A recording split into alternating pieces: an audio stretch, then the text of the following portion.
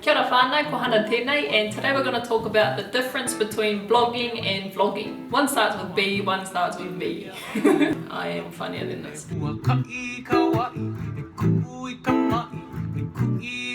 I've been putting out a blog post every week for almost a year now, and it's grown a lot in that time. But one of the things I like most about it is how it helped me to process the way that I think into words. Because for a long time I'd struggle trying to put into words what I was thinking. It was like it was disconnected, like during conversations with friends and family. I just couldn't speak my mind. It was really hard for me, which really sucked because people would try to finish my sentences and it's like it was kind of what I meant but not really. And so how blogging helped is that I could write something down, and if it wasn't quite what I was trying to say, then I could edit it and develop it until it was exactly what I was thinking, which has been awesome because now I can think about what I want to say and actually say it. Whereas before I'd kind of be like a little 2-year-old in their terrible twos and just get upset because I didn't have the words to express what I was feeling. Sometimes I still struggle and will take a little bit longer to think about what I want to say, but now it's like I have the processes in place to be able to say what I want to say. And I've just started to vlog over the last few months. It started on Instagram stories in July 2017. And maybe in the last month or two I've started to use the big camera and record high quality and vlog about specific topics. So not just what I was doing that day or random thoughts that I'd have throughout the week. And I decided to add vlogging to the plate because I want to be in front of the camera. I want to be in TV shows, I want my own TV show, I want to be in movies. If anyone's got some contacts, show them this video. Or maybe not.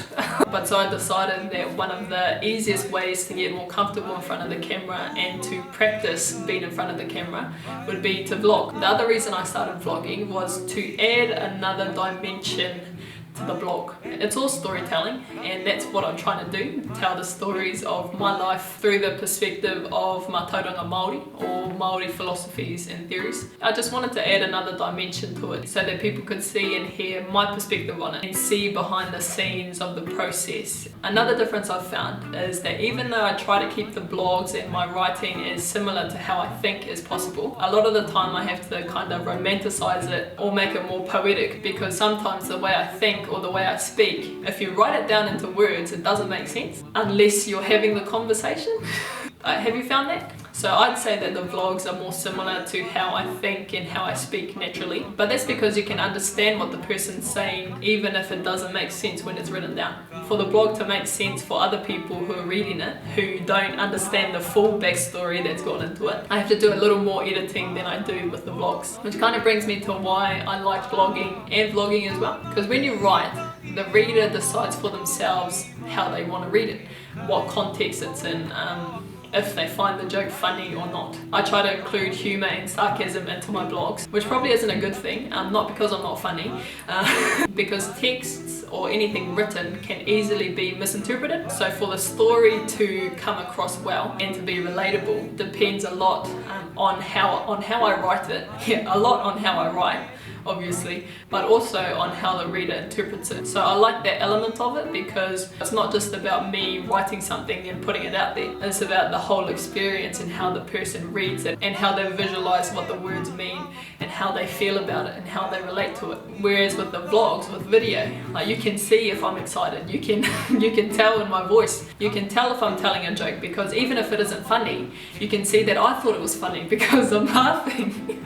I like that I can be more expressive and more animated with the vlogs because you can see it, you can hear it, and you can feel the energy that I'm giving off when you watch the video. I think it's a good balance, and I intend to keep them both going for as long as I can because I'm really enjoying it. If you've been thinking about or you've been wanting to start a blog or start your own vlog, start. Just do it. Yeah, it is opening yourself up to be criticized, to be ridiculed, and to be shot down. It doesn't matter unless you're doing stupid stuff and putting yourself in harm's way or causing harm to others. Like, it doesn't matter. If it's really what you want to do, just take a second to think about, is someone else's opinion of you a valid excuse?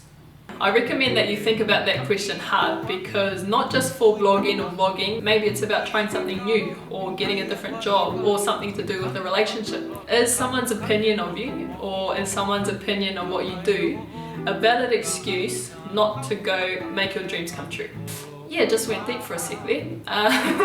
But if you want some tautoko around it, or you want to bounce ideas off someone, just send me a message and we'll go from there. Kia ora.